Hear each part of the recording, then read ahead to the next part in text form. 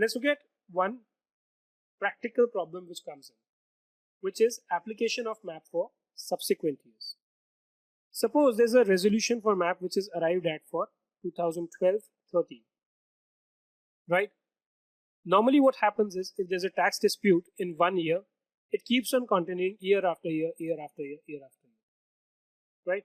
So what would happen in such a case if there's a MAP resolution for 1 year and subsequently there are other disputes which are pending, or there are other tax return which an assessee has to file?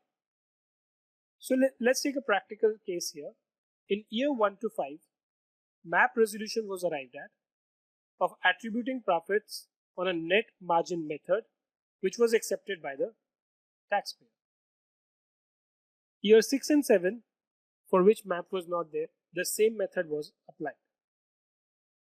From year 8 to 9, the assessee was unable to give requisite data to calculate profit based on the net margin method, which is what was arrived at in MAP, right?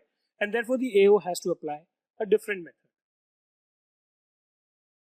If the data is available to calculate the profits on a net margin basis for year 10, which method should be applied?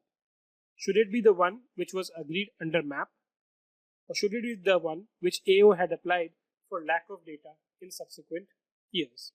In such a case, in order to ensure consistency, the method which was agreed to under MAP was applied by the tax office and was considered as correct by the ITAT on the ground of consistency and application of MAP to subsequent years.